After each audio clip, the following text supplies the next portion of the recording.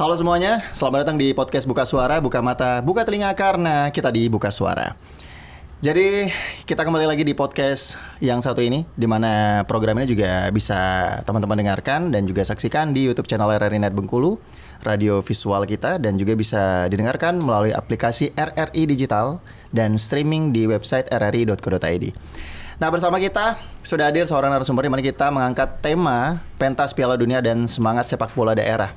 Jadi bersama saya di studio kali ini kita sudah kedatangan ada Bang Robi Wijaya SMM. Beliau ini adalah mantan manajer tim Asprof Bengkulu untuk Porwil Sumatera 9 dan Prapon 2019. Nah, yang penuh history. Betul. History sih, bukan history. Oh, iya. Selamat datang Bang Robi. Selamat datang, terima kasih. Oke. Kalau ngomongin tentang sepak bola, olahraga yang dicintai banyak lapisan masyarakat, dari tua muda semuanya, dari desa sampai ke kota. Sekarang pun sudah ada sepak bola wanita. Betul, dan sudah mulai familiar lah sepak bola di kalangan wanita. Ini kan jadi menarik ya, apalagi kita mendekati Piala Dunia 2026. Ya kan? Mungkin menghitung hari lah kita menuju kick off ya, pembukaan. Tapi kalau kita ngomongin tentang Piala Dunia, itu urusan yang mungkin skalanya global gitu. Kita ngomongin tentang sepak bola daerah kita dulu deh. Ya kan? Kecintaan kita terhadap sepak bola khususnya untuk Bengkulu, di mana kita tahu Bengkulu ini sebenarnya, saya ingat waktu saya kecil dulu, saya sering diajak almarhum papa saya tuh nonton langsung di stadion. Jadi pada masanya gitu, di mana PS Bengkulu sangat apa ya, sangat seru lah kita tonton. Gitu. Sangat disegani waktu itu. Yang nonton ramai. Jadi saya masih ingat di mana Stadion Semarak itu sebanyak itu manusia nonton gitu pada saat itu. Jadi usia saya masih mungkin era 90-an lah. 80 90. Betul. Tapi mungkin kalau sekarang akhirnya itu jadi berbanding terbalik ya. Sebagai orang yang suka nonton bola tuh jadi rindu dengan bisa nggak ya kira-kira Bengkulu punya suasana seperti itu. Gimana menurut Bang Robi? Ya. Kalau kita bicara sepak bola seperti yang Bang buka tadi, bahwa sepak bola itu adalah seperti bahasa, sebenarnya bahasa universal. Di dalam sepak bola juga ada filosofi-filosofi. Dan anehnya sepak bola di seluruh dunia itu memiliki kesamaan, baik dari cara melakukan permainan maupun cara menciptakan satu tim yang memiliki kekuatan. Tapi sekali lagi kalau kita bicara sepak bola Bengkulu juga suatu hal yang sangat menarik untuk kita bicarakan dan tidak habis-habis. Karena berdasarkan pengalaman saya dulu, seperti yang tadi kita ceritakan bahwa di awal 80-an Bengkulu adalah 12 tim terbaik se-Indonesia untuk kompetisi. Jadi di Indonesia dulu memiliki 2 kompetisi. Yang pertama Galatama yang kita sebut universitasnya sepak bola, yang kebetulan beberapa teman saya bermain di Kramayuda 3 Berlian kayak gitu, seperti Pelita Jaya, kawan-kawan saya sekolah waktu sama-sama di Palembang. Dan kemudian juga pada posisi itu Bengkulu bangkit dalam posisi di perserikatan, di mana perserikatan membagi 2 wilayah, barat dan timur. Jadi bayangkan kalau teman-teman yang dengar sekalian nama Persib Bandung, terus Persija Jakarta, PSMS Medan, PSP Padang gitu. Dan Bengkulu ada di situ. Bengkulu ada di situ. Untuk wilayah barat. Untuk wilayah barat. Jadi 6 tim wilayah barat itu selain Persib Bandung, Persija Jakarta dan PSMS Medan yang sangat waktu itu sudah jadi ikonnya sepak bola daerah atau sepak bolanya amatir perserikatan, dan Bengkulu ada di situ. Bengkulu bertahan lama sampai kemudian kompetisi digabung antara Galatama dan perserikatan kita sebut dengan posisi sekarang Liga Indonesia. Dan karena masuk ke ranah profesional, di mana sepak bola perserikatan yang kemarin didukung oleh APBD di profesional tidak boleh lagi. Jadi posisi ini sangat mempengaruhi kekuatan Bengkulu dalam bertarung di level nasional. Yang kemudian, dan kebetulan beberapa orang yang menemani saya dalam tim sepak bola Asprop untuk Prapon 2019 dan Piala Porwil Sumatera ke-9 itu pelatih kepalanya Muswar Bakhtari. Kemudian asisten pelatih John Teddy yang sempat jadi di Persija Timur, dan kemudian ada balik ke PS Bengkulu, dan pelatih kipernya waktu itu Ahmad Dakatoni yang pernah di Barito Putra. Kemudian balik ke Bengkulu jadi kiper PS Bengkulu. Jadi posisi itu dengan pengalaman mereka kita coba nih membangun Bengkulu. Nah memang sampai hari ini siapapun yang ada di posisi itu dia akan mengalami banyak kesulitan. Tapi kalau kita bicara kesulitan, semua manajer juga mengalami kesulitan. Tapi sebuah tantangan bagaimana menciptakan sebuah kesulitan ini menjadi satu kekuatan yang besar. Dan itu kita buktikan kemarin pada saat kita ditunjuk. Kebetulan Ketua Asprop itu Direktur Utama Bamukulu Pak Agus Salim. Dia meminta saya untuk memegang tim Prapon dan Porwil. Nah, waktu dengar ini langkah yang awal memang saya lakukan dengan musyawarah adalah keliling Bengkulu. Nyari bibit. Oke. Dan karena di Bengkulu saat ini ada kompetisi tapi tidak begitu jalan sih sebenarnya. Dulu sempat ada LKBB kalau pernah dengar, Liga Kota Bang Bengkulu, yang itu juga sempat menimbulkan animo bagi penonton. Yang dimana di sela-sela turnamen kita kadang-kadang mengadakan pertandingan persahabatan antar provinsi. Nah, di posisi ini sebenarnya yang paling banyak kompetisi adalah Tarkam. Betul. Jadi Tarkam di wilayah utara sampai ke perbatasan Moko-Moko dan Sumbar itu juga menimbulkan satu bibit-bibit yang bisa kita cari karena kebetulan biasanya Tarkam ini turnamennya hampir sama dengan profesional walaupun sifatnya hanya turnamen ya. Mereka bertemu antara kampung satu dan kampung yang lain. Iya, gitu dan kadang-kadang di dalam kampung itu ada orang yang mampu menghadirkan pemain misalnya dari Padang, Kerinci Jambi gitu ya. Bahkan ada beberapa pemain yang juga datang dari Jawa seperti dari Solo dan segala macam. Dan ini yang membuat satu pertandingan Tarkam itu menarik gitu di daerah. Dan ini yang kita lihat, kita bisa ngelihat orang-orang yang punya potensi. Ya, artinya sepak bola juga bukan bicara bakat tapi juga bicara kecerdasan. Karena sekali lagi ini kerjasama tim. Jadi memang satu seni tersendiri memadukan antara individu-individu dan segala keegoan itu ke dalam satu tim. Nah ini yang memang dibutuhkan orang-orang yang mampu menggabungkan ini. Karena kalau kita lihat sekelas Manchester United yang biayanya begitu besar, begitu terjadi pergantian dari seorang pelatih berkarakter seperti Sir Alex Ferguson ke David Moyes, terus apalagi sampai ke Erik ten Hag, udah dengan pemain yang luar biasa. Mereka tidak bisa menyatukan itu. Padahal Ferguson berbelas-belas puluhan tahun dia stabil sekali gitu ya. Belum lagi kita bicara Los Galacticos, Madrid di era itu yang seluruh pemain termasuk pemain cadangan pun adalah pemain bintang. Tapi Carlos Queiroz tidak bisa menggabungkan mereka menjadi satu tim. Tapi Barca dengan Akademi La Masia itu bisa menghidupkan sepak bola dan menciptakan satu sepak bola, seni sepak bola tersendiri yang sampai hari ini masih berjalan, yang kita sebut dengan tiki taka. Akhirnya sepak bola modern itu banyak merujuk pada skema bermainnya tiki taka seperti itu, entah apalah sebutannya gitu ya. Karena itu sebenarnya total football yang dibawa oleh Rinus Michel, itu sekitar tahun 60 dari Belanda. Kemudian murid terbaiknya, pemain terbaiknya namanya Johan Cruyff.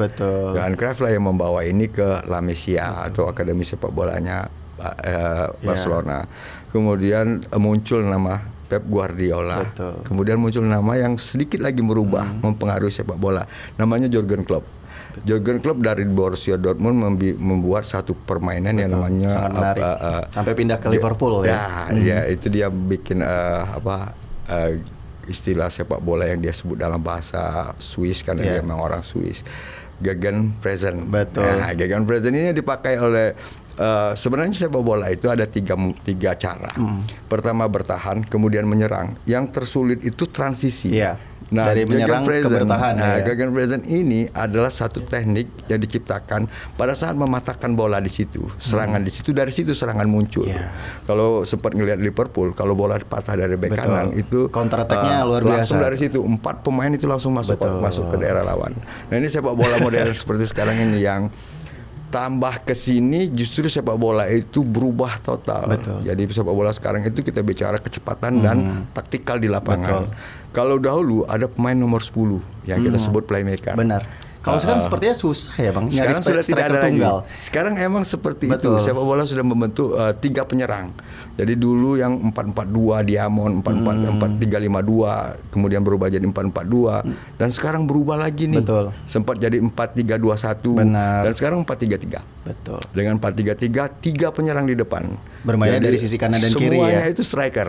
Semuanya itu pencetak gol. Jadi pemain nomor 10 model Diego Armando Maradona, Gulu atau Roberto Baggio itu sudah tidak Sudah tidak ada. bisa dipakai Bahkan lagi untuk banyak sekarang anak-anak ini. bola yang bilang bahwa susah sekali mencari nomor 9. Ya, Dimana kita tahu nomor 9 itu kan adalah striker murni, ya, Murni. macam Ronaldo gitu ya, Ronaldo Di Nazario ya.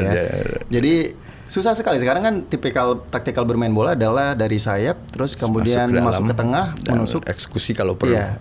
Di situ Akhirnya tuh sudah yang sepi. punya dominan kaki kiri dan kanan sedang merajalela di era Iya. sepak bola sekarang ya, Lamine Yamal yang dari kanan gitu ya. Sekarang kita kalau nonton sepak bola menyisakan satu striker nomor 9, Lewandowski yang sekarang Iya. main di Barcelona itu Tapi udah satu-satunya berumur. satu-satunya pemain nomor 9 yang saya lihat saat ini dia tipikal nomor 9 benar. Betul. Jadi dulu sepak bola itu waktu saya masih SSB, pelatih saya tuh ngomong ngapain main ke kiri, ngapain main ke Iya. kanan. Karena gawang ada di tengah. Iya. Nah, itu. Jadi usahakan bola ini masuk dan kirim ke tengah. Nah, ini urusan pemain nomor 9. Begitu dia lewat ada pemain nomor 10. Betul. Di posisi 10 ini yang masuk sebagai penyerang lubang. Dan kita mainnya seperti itu dulu. Jadi yang masih tersisa sekarang saat masuk kotak cutback ke tengah, Iya. ke titik nomor 9. Betul. Pada saat pemain nomor 9 udah masuk, titik 9 ini diisi oleh pemain belakang, pemain tengah atau pemain nomor 10. Nah sekarang sudah nggak ada lagi nomor 10. Betul. Jadi semuanya nomor 6, nomor 8 tuh masuk. Iya, masuk semuanya. Iya. Ya. Bahkan sekarang pemain belakang bisa cetak gol Ya, banyak. itu. Memang formatnya dibikin seperti itu. Oke. Tapi kita kembali lagi ke soal Bengkulu. Kira-kira nih Bang, ada nggak sih sebenarnya kalau dilihat dari sekarang ya, Bengkulu ini bisa bergejolak lagi lah? Bisa. Karena ada dua indikator yang saya lihat. Pertama melihatnya sepak bola wanita. Ya. Yang kebetulan juga kemarin saya sempat ada dalam kepengurusan beberapa tim, termasuk Bengkulu Female, dan itu sudah mulai ngelihat hasilnya. Karena dan kemudian saya juga saat ini melatih jadi pengurus daripada 8 futsal Kepayang, dan itu tim wanita kita itu sangat disegani di Sumatera.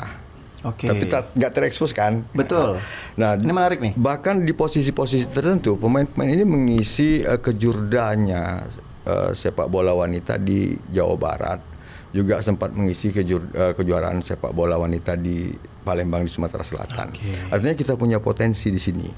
Yang kedua, munculnya 3 atau 4 lapangan sepak bola mini atau mini soccer. Betul. Nah ini semua adalah indikasi. Karena kenapa? Mereka bicara bisnis nih. Kalau seandainya ini nggak laku, Nggak sudah akan tutup sampai hari ini. Tapi malah bertambah. semuanya bertambah kan. Betul. Artinya animo orang bermain bola itu udah banyak. Kalau dulu seorang berani main ke tengah lapangan, itu memang dia memiliki berbagai hal. Dia punya teknik yang bagus, dia punya kepercayaan diri yang bagus, dia punya satu hal yang untuk dia jual. Dia berani masuk lapangan. Kalau enggak udah keteteran di luar. Oke. Tapi sekarang dengan sosmed yang membentuk seorang jadi percaya diri tinggi, nantilah urusan teknik nih, yang penting main dulu gitu kan. Nah, bagi seorang manajer sepak bola, manajer apapun, itu adalah tantangan. Jadi tantangan ini bagaimana kita membentuk sesuatu yang tidak mungkin menjadi mungkin. Kalau dulu ada satu produk nih, ingat nggak? Impossible is nothing gitu. Itu. Nah, ini yang jadi tantangan seorang pelatih dan manajer bola. Jadi saya ngelihat Bengkulu saat ini, karena kebetulan sampai hari ini pun saya masih sebagai pembina Bengkulu Utara United yang mungkin dulunya PS Putri Hijau yang begitu dominan di sekitar tahun 2008 sampai 2013, baik di Bengkulu Utara sampai ke Muko-Muko, dan itu memang saya sempat jadi pelatih. Dan itu menyisakan beberapa pemain yang sampai hari ini memang bagus-bagus. Pertama memang pemain sepak bola itu suka nggak suka, kita bicara yang pertama itu adalah fisik. Jadi kita bisa belajar banyak bagaimana dominannya Ronaldo, Cristiano Ronaldo itu karena dia punya fisik yang bagus. Ya. Kalau kita bicara bakat, maka kita nggak bisa melepaskan Messi. Benar. Nah, seorang seperti Ronaldo artinya memberikan gambaran bahwa siapapun bila punya keinginan dan spirit latihan yang tinggi itu bisa seperti dia. Nah, kita ngelihat bahwa kalau kita mengukur bahwa Ronaldo kakinya nggak 3, tetap aja 2, berarti sama dengan kita dong gitu. Dia napas tetap dari hidung dong, sama dengan kita dong gitu. Spirit ini yang harus dimiliki oleh anak-anak muda Bengkulu saat ini. Jadi saya ngelihat di daerah utara itu rutin tarkamnya. Jadi sepak bola itu jadi satu rutinitas rutinitas yang menghidupkan ya. Yeah. Makanya kalau ini terus jalan, artinya kita punya pembibitan. Yeah. Nah, saat ini kan bentuknya sepak bola di situ. Selain kita tidak memiliki biaya untuk melakukan transfer pemain, yang kedua yang kita butuhkan adalah bibit. Jadi kalau kita memiliki bibit yang cukup di level SSB, junior sampai senior, kita mungkin tidak membutuhkan banyak biaya untuk mentransfer pemain. Ya, artinya kita memanfaatkan pemain lokal yang ada ya. Makanya waktu sempat ngobrol sama ketua Asprov, saya katakan, Pak, coba deh kembangkan sepak bola anak-anak. Saya berhitungnya gini, saat dia usia 12 tahun, 10 sampai 12 tahun dia main di SSB nih. Iya. Di SSB dia dibentuk dengan pola pikir pelatih, teknik pelatih, yang kemudian dia akan dibentuk dengan jam terbang. Kan dua kita, kalau nggak diajari orang tua, kita diuji oleh alam. Gitu. Nah, ini akan membentuk mereka sampai di titik 17 tahun. Artinya 4 tahun ini kita punya persiapan untuk misalnya kita mau bicara di level mana nih, regional seperti sekarang. Kalau kenapa saya bicara regional Sumatera bagian selatan, di situ ada Lampung, di situ ada Sumsel, di situ ada Bangka Belitung. Yang Bangka Belitung kita nggak bisa bohong, ini sumber pemain dari zaman dulu. Bangka Belitung, ada Jambi, ya kan, itu ada Bengkulu, Belanja Sumber. Nah, ini sampai di mana kita bisa bicara. Kemudian naik ke level Sumatera, kita udah tahu nih ada dua raksasa di situ. Raksasa, bias raksasa dalam artinya gini, PSP Padang, Sumbar itu juga nggak pernah kehilangan bibit. Betul. Yang kedua Medan yang secara kultur, Sumatera Utara secara kultur dia mampu melahirkan pemain-pemain hebat. Beberapa pemain kita lihat dulu seperti mungkin nggak ini ingat Peri Sandria, strikernya Kramayuda 3 Berlian, dan sempat jadi sedang bagus-bagusnya dia di Bandung Raya waktu Bandung Raya merajai Liga Indonesia, itu kan berasal dari Binjai. Artinya kondisi ini kondisi yang sama yang kita miliki hari ini. Dan kemarin saya sempat juga main ke utara dan anak-anak masih memainkan sepak bola tarkam. Artinya kalau kita bicara PON ke depan, kita masih punya peluang untuk berbicara lebih baik lagi. Ya. Jadi artinya memang PR sebenarnya yang terbesar di Bengkulu itu adalah bagaimana menumbuhkan kompetisi-kompetisi dari sejak dini itu. Karena itu menciptakan jam terbang. Betul. Nah, memang kalau sekarang mungkin tarkam memang setiap kecamatan kalau di daerah tuh selalu ada event 17-an, ada tarkam, pokoknya adalah hari-hari besar tuh ada. Jangan-jangan tapi Pak kita Kadesnya ulang tahun diadain tarkam. Betul. Dalam wilayah kota atau provinsi Bengkulu sendiri, kalau dulu mungkin ya seperti Bang Robi bilang ada Liga Kota Bengkulu. Kalau sekarang kondisinya? Kalau sekarang itu tadi saya ngelihat bahwa turnamen futsal, karena kebetulan saya juga masih tercatat sebagai pembina Bengkulu Futsal League. Itu kalau kita ngadain kompetisi itu sampai 20-30 tim yang ikut. Untuk futsal? Yang sering kita adakan di Uni kemarin sempat 2 tahun ini sebenarnya udah jalan dengan sangat bagus. Tapi terakhir ini aja agak berhenti. Kemudian munculnya ada lapangan mini soccer yang kadang-kadang kita mau dadakan nggak bisa. Artinya sekarang kita memiliki modal nih. Nah, modal yang mentah ini mau diapain? Nah, di sini seharusnya memang perannya para mantan pemain bola. Kalau sejujurnya dari mantan-mantan sering bercerita sama saya bahwa kondisi ini harusnya bisa dimanfaatkan. Karena sempat stagnan lama ini permasalahan ini. Kenapa saya bilang stagnan lama soal sepak bola? Itu dengan munculnya All Star yang banyak. Kompetisi All Star itu adalah pemainnya sudah tidak aktif lagi di kompetisi resmi. Mantan-mantan pemain sebenarnya. Tapi lucunya malah All Star loh yang aktif main dibanding pemain-pemain regional. Nah, saya berharap ke depan itu ada momen yang menciptakan. Kalau dulu zaman kami sekolah itu memang ada porseni yang mengandung gengsi. Saya tidak tahu setelah saya lepas SMA tahun 91 gengsi ini hilang. Kalau dulu kita mau main antar kelas itu ada syarat gitu. Itu pemain popsi jangan ikut. Jadi wasit aja. Yang di kelas itu ada 1, 2, 3 itu kita nggak ikut. Gitu. Tapi itu saking gengsinya gitu. Jadi bahkan kegoblokan di sekolah tuh nggak kelihatan karena kita bintang sepak bola gitu. Nah, ketutup lah gitu Nah, sekarang itu gengsi itu hilang, gengsi pemain porseni, pemain porwil, pemain prapon itu nggak ada.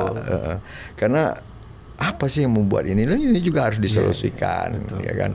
Atau karena memang konsentrasi anak-anak, karena usia mereka kita tetap sebut anak-anak 17 ke bawah, itu mudah berubah-ubah. Atau karena pengaruh memang, media sosial juga mungkin gitu. Atau memang sistem yang belum terbangun. Jadi kalau sistem ini terbangun kayak dulu kita usia 16 tahun ke bawah ada Coca-Cola namanya, Liga Coca-Cola. Kemudian di atas itu sedikit ada Suratin Cup nasional. Setelah itu kita masuk ke wilayah yang agak dewasa, kita ikut di kompetisi misalnya kayak itu Liga 4, Liga 3, Liga 2 gitu. Untuk sementara perserikatan dulu ada juga antar klubnya. Jadi setiap asosiasi itu memiliki kompetisi. Kayak misalnya Persija itu ada kompetisi klub anggota Liga Persija. Kayak dulu kalau nggak salah saya Bina Taruna dulu sempat bicara, ada terus perusahaan pasarnya Alam Alap Jaya, termasuklah kalau nggak salah saya ada satu klub yang kemudian turun ke dari anggota klub dia masuk ke ini ke Galatama. Nah ini kompetisinya muter. Nah mereka juga menciptakan kompetisi lagi di bawahnya. Dia ada usia 10, usia 11, usia 12 sampai usia 15 dan 16. Karena 17 biasanya udah masuk ke tahap siap untuk main di Piala Suratin kalau begitu. Baik, semakin menarik perbincangan kita nih Bang Ruby, tapi kita harus jeda dulu ya. Kita akan kembali lagi, tentunya masih di podcast Buka Suara.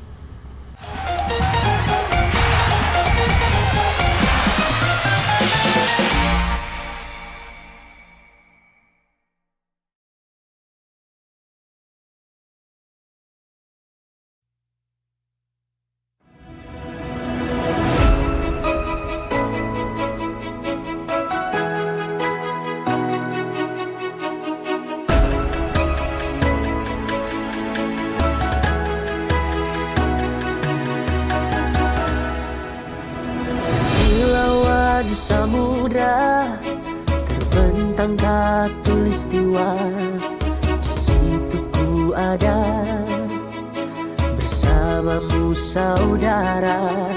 Beragam warna kita, suku tak selalu sama. Kau aku Indonesia yang disatukan karena cinta. Karena kita Indonesia, jangan pernah terpecah belah. Walau kita berbeda, walau kita tak sama, tetaplah satu kita Indonesia sesungguhnya.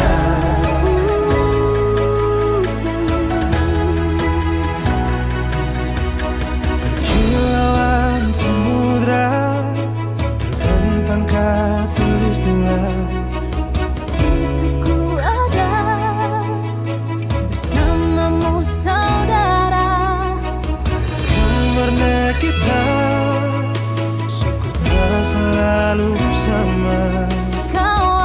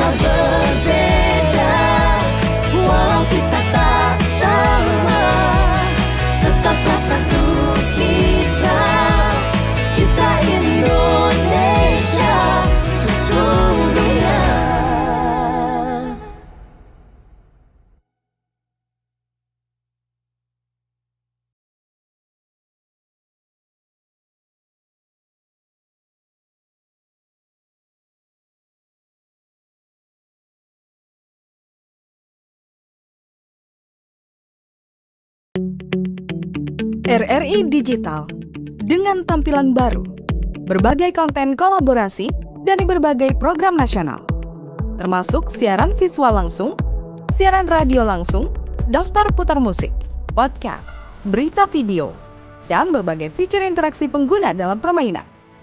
Berbagai konten menarik seperti suka, komentar, dan berbagi, serta obrolan langsung dengan penyiar dan pengguna. Pesan langsung dan fasilitas obrolan pribadi antara pengguna aplikasi juga tersedia.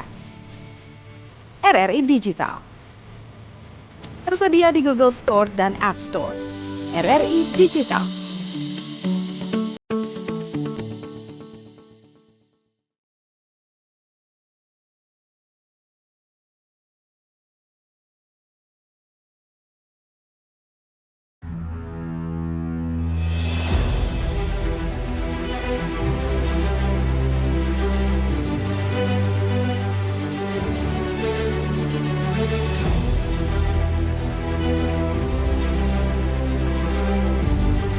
Kami percaya bahwa setiap hasil yang kami ciptakan adalah komitmen dari tanggung jawab kami menjawab aspirasi masyarakat dari berbagai lapisan.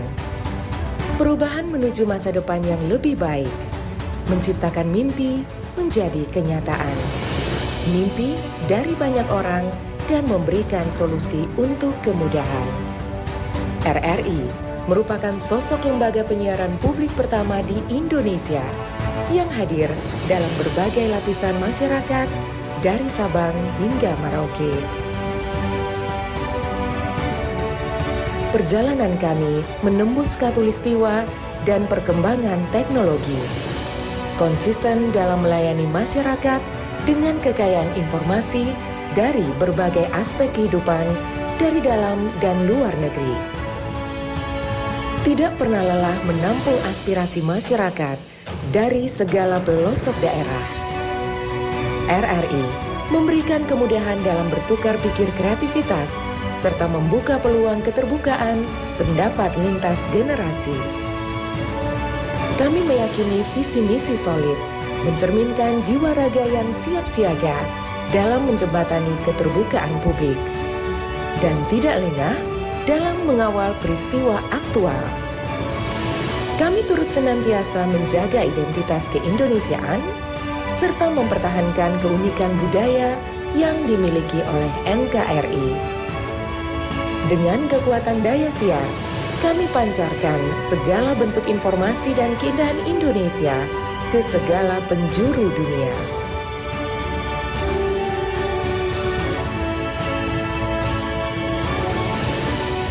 Kami adalah mitra untuk membangun masa depan.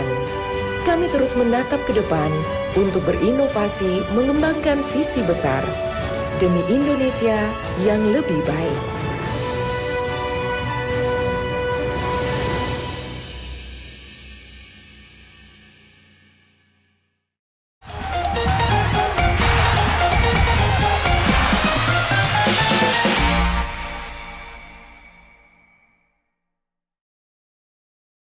Baik, kembali lagi masih di podcast Buka Suara, buka telinga, buka mata, karena kita ada di podcast Buka Suara. Kita masih bersama Bang Robi dan kita masih berbicara tentang sepak bola. Semakin menarik obrolan kita dan mengulik sepak bola Bengkulu memang tidak ada habisnya ya. Tidak ada habisnya. Sepak bola tidak ada habisnya. Tapi ada hal yang menarik ya. Seorang pemain bagus itu tentunya adalah hasil sebuah tim, bukan pemain. Pemain bagus, individunya bagus, tapi kalau tidak ngeklop sama timnya, maka tidak akan jadi bagus juga. Jadi artinya satu tim itu adalah kolaborasi antara pemain yang bagus dengan pelatih yang juga jeli. Nah, kalau kita ngomongin tentang pelatih ini kan untuk liga profesional katakanlah, mereka harus punya lisensi. Iya, pasti dan harus.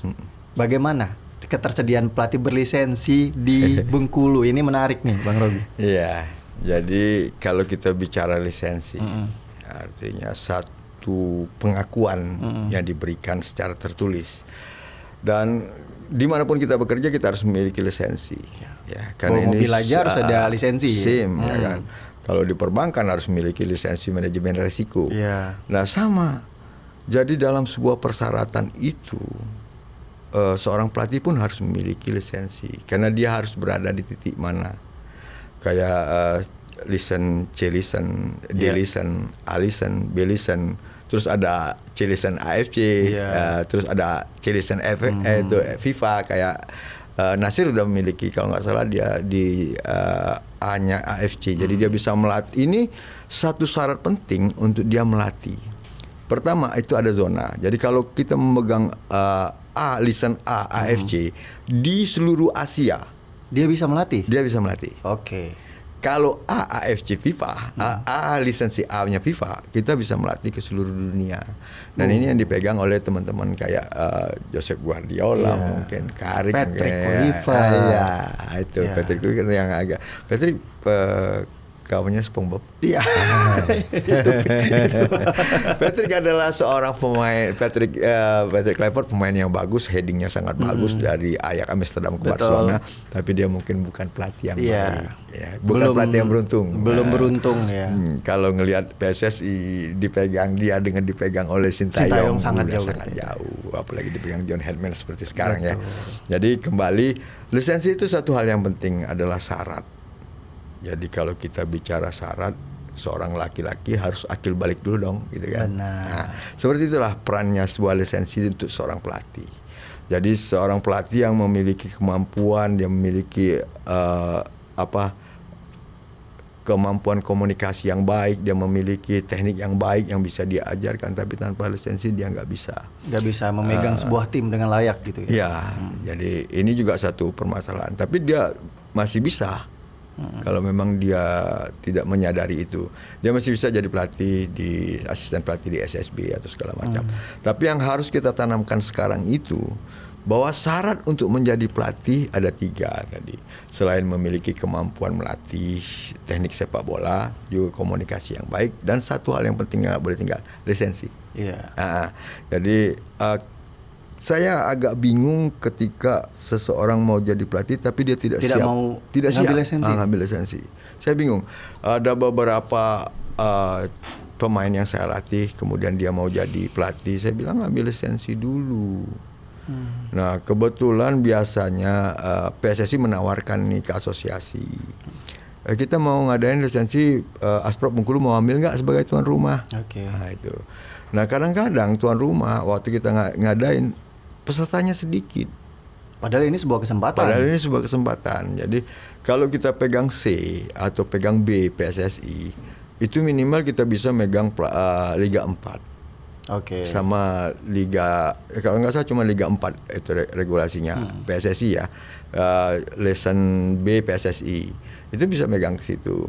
Terus nanti kalau persyaratan ini berlaku untuk di Liga 4, berarti berapa orang Bengkulu memiliki pelatih berlisensi B untuk di Liga 4. Sementara tim-tim Liga 4 ada banyak di Bengkulu. Kalau kita hitung kota aja, provinsi dan kabupaten dan kota ada 10. Ini potensi untuk klub-klub di bawah Askap dan Asprop masing-masing. Tapi sekali lagi saya sangat berharap teman-teman di sepak bola itu menyadari bahwa mereka bisa dikatakan seorang pelatih bila memiliki lisensi. Seorang driver dia juga harus memiliki lisensi driver dong gitu. Bahkan kalau kita bicara orang yang memiliki sertifikasi kelistrikan pun dia bekerja di bagian listrik, kan. Bahkan mungkin ada juga sertifikasi tata boga mungkin untuk kita bekerja di hotel yang bagian ini. Nah artinya kalau mau jadi seorang profesional lengkapin ini. Saya pikir ini satu hal yang harus mereka sadari bahwa memiliki lisensi ini penting. Dan saya juga berharap teman-teman di asosiasi tetap berani melaksanakan lisensi. Karena sekali lagi kalau wasit pun memiliki lisensi. Ada wasit C1 kan, seperti itu. Nah ini harus ditanamkan ke kawan-kawan yang mau terjun ke sepak bola sebagai seorang pelatih. Menarik ya. Tadi Bang Robi sempat menyinggung soal futsal, di mana kita tahu sekarang futsal Indonesia sedang kuat-kuatnya. Luar biasa. Kita mungkin kemarin melihat bagaimana sedikit lagi bisa menjuari AFC. Finalnya sangat seru sekali. Bahkan sekelas Iran yang mereka itu udah di level global itu sudah sangat luar biasa bisa bermain seperti itu. Gimana Bang Robi melihat dengan kemunculan tim futsal Indonesia yang kuat itu, dengan pengaruhnya nanti ke generasi kita untuk bibit-bibit sepak bola, mungkin futsal lah kita bisa dompleng tinggi sekarang. Bisa, walaupun akan sedikit makan waktu karena teknik futsal itu berbeda dengan teknik sepak bola. Pergerakan sepak bola juga berbeda dengan pergerakan futsal. Tapi futsal lebih cepat, bolanya juga lebih ringan, lebih kecil, terus sepatunya juga berbeda. Tapi kalau ukuran induren, futsal itu lebih. Karena bergerak terus. Bolanya dibuang kemanapun dia di situ. Betul. Ya kan? Makanya. Nah ini yang saya bilang sebenarnya ada satu fenomena yang nggak kelihatan. Gitu. Dulu zaman kita kecil, zaman saya kecil lah, orang-orang yang seumuran saya kelahiran 70-an itu merasakan pulang sekolah itu kepikirannya cuma main bola. Ya kan? Nah perlahan ini kemudian membentuk sifat kita orang Indonesia itu kelihatan juga selalu berusaha mencari substitusi dari apa yang tidak tercapai, ya kan? Baik dari sisi marketing, apapun yang dijual orang, kalau kita nggak kebeli hasil kita cari substitusi kan. Kalau dulu substitusinya itu benar-benar beda dengan asli, mereknya nggak sama. Tapi sekarang kan ada KW nih, itu kan cikal-cikal substitusi. Dan kemudian di sepak bola ini memiliki persyaratan tadi kalau mau jadi pemain sepak bola. Pertama memiliki teknik yang mumpuni, visi permainan yang bagus, ya visi ya. Karena pemain sepak bola itulah yang unik. Kenapa saya bilang unik sepak bola itu? Kayak Jerman itu terkenal dengan staying power. Dia akan memainkan bola ke daerah dia sendiri baru dia serang balik. Inggris terkenal dengan hit and run. Betul. Ya kan? Italia dengan catenaccio yang gitu, 3 kali sudah tidak. Iya. Tapi kalau Italia sepertinya sudah tidak catenaccio lagi sekarang. Itu kesalahan Italia. Ya, dia mencoba mencegah sepak bola menyerang tapi dia berbasis klasiknya itu adalah catenaccio. Pemain 8 orang di dalam kotak penalti kemudian serang balik. Itu dia nggak lakukan lagi. Itu dia habis. Itu sudah hukum. Nah, tadi kembali. Pun kalau pemain futsal ini mau kita taruh di sepak bola, ini kan memakan waktu. Kalau enggak dia jadi instan. Karena gini, skill, ya sekali lagi kita bicara skill. Karena kita ngomong-ngomong di bawah sebagai seorang penyiar pun seorang dia dikatakan orang ini punya skill. Sepak bola pun seperti itu. Dimanapun tempat profesi itu membutuhkan skill. Tapi sebenarnya skill ini dibentuk oleh sesuatu yang kita sebut dengan latihan. Latihan ini membentuk, semakin sering kita lakukan ala bisa karena biasa. Dia membentuk naluri, ya kan? Jadi saat naluri ini terbentuk, refleksnya jalan. Jadi seorang pemain bola itu dia nggak mikir, begitu bola diangkat, dia cuma ngelirik temannya. Udah tahu dia mau ngapain gitu ya. Dia kadang nggak lihat mukanya, dia lihat kostumnya. Makanya saya bola jarang kostum yang sama. Begitu dia lihat, ada satu di sini. Atau dia hafal nih, kayak Barcelona dulu, kemenangan Barcelona zamannya Xavi sama Iniesta. Karena itu mereka dari kecil bermain. Dan mereka tahu kebiasaan lanang ini masuk dim-dim. Dia lihat ini dia pukul, memang benar ada di situ.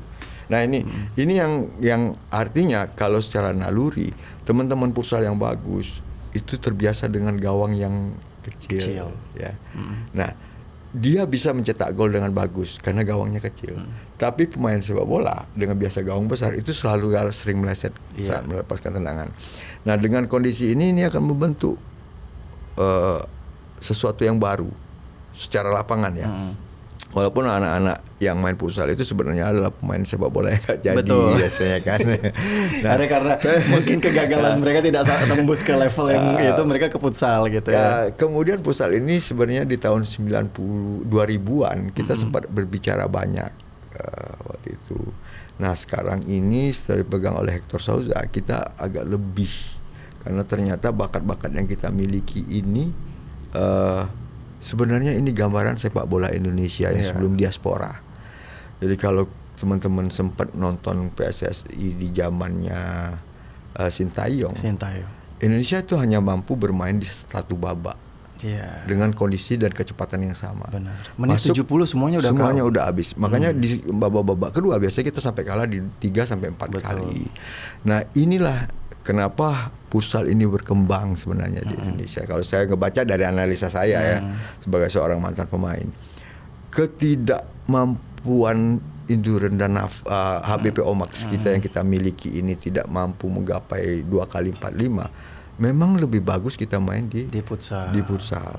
Nah inilah kenapa kemudian karena kalau nggak sanggup bersaing mungkin ada ya. Karena mulai liga kita mulai menempatkan pemain asing di sekarang di PC2. Iya. Di liga kedua kita tuh udah mulai boleh pakai pemain asing, 3 boleh, bahkan 4 pun boleh sekarang. Oke. Nah ini kan menciptakan sebenarnya harapan kita pemain-pemain kita ini mampu bersaing dengan pemain asing. Karena ini untuk menaikkan kelas. Tapi kecenderungan kitanya yang belum apa-apa udah nggak mampu bersaing. Yeah. Akhirnya memilih jalur substitusi tadi. Nah tapi sekarang sejak 2 tahun ini saya lihat futsal kita udah fokus. Betul. Kita udah nggak campur lagi nih. Benar. Kalau Raja Nainggolan waktu di Belgia main sepak bola, kemudian dia main futsal, main sepak bola lagi gitu kan. Nah di sini sebenarnya ada satu momen yang bagus untuk dibangun untuk di tim futsal oleh teman-teman di daerah. Karena futsal nasional ini dia nggak akan bisa berkelanjutan atau berkontinuitas yang baik kalau bibit lain nggak muncul. Nah ini yang memang harus dipikirin. Kebetulan futsal juga walaupun dia ada asosiasi sendiri, tapi dia masih di bawah PSSI. Masih di bawah PSSI, benar. Jadi ini juga harus dipikirin sama teman-teman di PSSI. Benar. Bagaimana sih jangan sampai apa yang dibangun hari ini yang bikin futsal ini bikin tim-tim yang besar di Asia aja agak ngeri dengarnya. Jadi hilang di tahun depan. Jadi saya berpikir futsal ini memang tetap harus ada. Betul. Ini sebuah peluang juga, mengingat mungkin kalau kita berbicara skop global juga negara-negara besar di dunia tuh fokusnya belum ke futsal juga gitu ya. Kita belum melihat Prancis, Spanyol di futsal. Mungkin ada tapi Asia cukup dominan ternyata untuk futsal ya. Sampai Iran pun mereka bisa sampai level juara ya.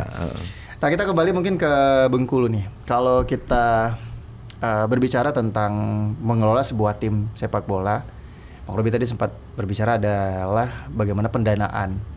Kalau dulu kita didanai sama APBD, sekarang kita harus sponsor.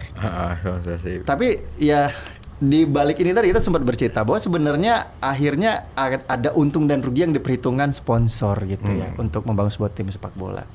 Nah kalau untuk Bengkulu sendiri gitu ya, masih nggak sih kita tuh terbuka kesempatan ada yang mau investasi ke tim kita di Bengkulu ini, melihat mungkin Bengkulu sendiri ya seperti ini kondisi sepak bolanya gitu. Bang Robi masih lihat ada peluang nggak? Oh ada orang nih mau invest lagi untuk membangunkan sepak bola di Bengkulu ini. Kita berbicara tentang kemungkinan gitu. Kemungkinan ya. Kalau kita bicara kemungkinan, sebenarnya sih saya bukan bicara kemungkinan. Ini satu peluang besar ya. Di dulu sepak bola itu harus ke lapangan. Ya. Sekarang semuanya udah mulai berkurang nih.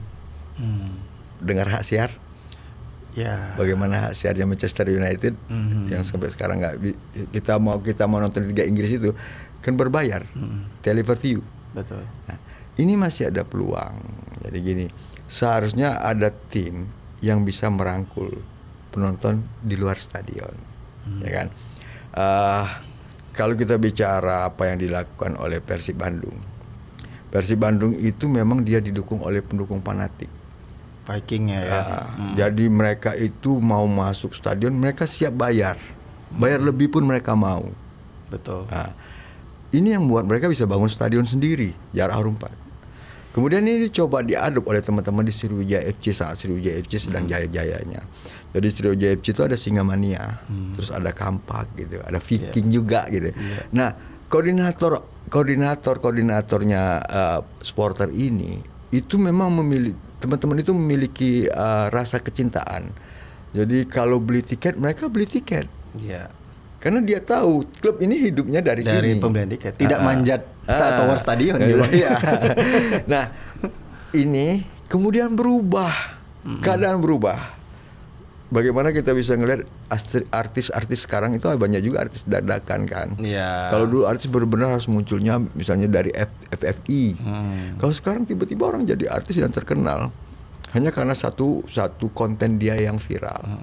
Nah, bagaimana kalau satu klub memiliki koordinator supporter yang kemudian memainkan sosial media mereka hingga akhirnya sponsorship itu tidak melulu meminta uang. Sebenarnya bagi perusahaan branding apapun juga. Mau dia perbankan kayak mau dia makanan anak-anak kayak Danone segala macam, itu dia branding. Karena sekali lagi branding itu kita bicara sesuatu yang menimbulkan naluri orang untuk berpikir. Ya, begitu dengar nama ini dia langsung ingat.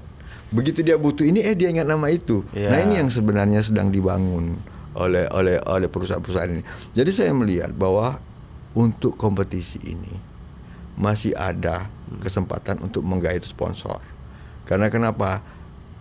Pertama, kompetisi di daerah kita di Bengkulu tidak terlalu jauh. Jarak antara kota dan kota lainnya. Iya. Jadi masih bisa lewat darat kan. Iya. Ya. Kecuali kalau kita mainnya kayak PS Bengkulu dulu ke Padang, lawan Semen Padang partai away, Iya. itu masih Lumayan jauh. Atau terbang ke Bangka kadang ya. Terus ke misalnya lawan Makassar Utama, itu jelas 2 kali pesawat Iya. kan dengan 30-40 orang, itu jelas berat. Tapi kondisi ini masih bisa disikapi, artinya dengan digitalisasi yang telah ada seperti ini, bagusnya klub-klub memang membangun struktur bukan cuma untuk pengurusan, tapi supporter. Ini bukannya untuk membuat riuh dan lapangan aja, tapi menciptakan satu ruang di mana mereka bisa mendapatkan investasi di situ. Karena gini, saya juga kadang-kadang ikut di kegiatan SSB. Saya juga kadang-kadang sempat beberapa kali main ke Persipa yang di Pagardewa. Itu anak-anak SSB-nya itu, jadi Persipa itu punya tim All Star. Jadi sekali-sekali saya main ke situ dan ternyata All Star-nya Persipa ini bukan pemain Persipa yang pensiun. Oh. Tapi orang tuanya anak-anak SSB yang pingin main bola. Iya, saya bilang sama awal-awal, ini kamu manage dong, ini harus kamu bina. Sesekali aja main dia ke Linggau, main dia ke mana. Toh mereka juga nggak keberatan ngeluarin uang untuk sum-suman dalam kerjasama seperti itu. Karena ini menciptakan nilai kekeluargaan. Nah, tapi dengan metode ini, apa nggak bisa kita bangun kekuatan supporter? Toh kita memiliki sifat fanatisme. Benar. Ya kan? Coba lah kalau udah percaya sama si A, jangan percaya si B aja gitu kan. Udah jatuh cinta sama si A aja walaupun dikhianati berkali-kali masih balik lagi gitu. Sepak bola seperti itu ya. Seperti pendukungnya MU ya. Sepak bola itu seperti itu. Kita bisa ganti orang yang dicintai, kita bisa berganti sahabat, tapi kita tidak bisa berganti tim sepak bola. Betul. Mana pendukungnya MU? Menarik sekali. Mungkin sebelum menutup terakhir, prediksi siapa yang akan menjadi juara Piala Dunia tahun ini, Bang Robi? Ini sangat susah sekali karena pertama sepak bola modern itu kita bicara kecepatan, nggak ada lagi kecepatan dan ruang taktikal, nggak ada lagi pemain-pemain yang memiliki kemampuan yang bisa merubah permainan. Jadi kalau kita bicara bagaimana kemarin kita ngelihat Italia nggak bisa lolos, kita juga bicara. Tapi untuk saat ini kita masih mengadop tradisi dan histori dalam sepak bola. Kalau kita bicara favorit, mungkin kalau Messi nggak main nih, kita masih berpikir Brazil. Oke, Brazil ya untuk Piala Dunia 2026. Baik, terima kasih Bang Robi untuk waktunya. Senang sekali bisa berbagi informasi seputar sepak bola ya. Dan mungkin segitu aja untuk teman-teman yang sedang menyaksikan tayangan ini, baik itu di YouTube ataupun di aplikasi RRI Digital dan juga tentunya di website kami di rri.co.id. Sampai ketemu di podcast Buka Suara berikutnya. Buka mata, buka telinga karena kita di Buka Suara.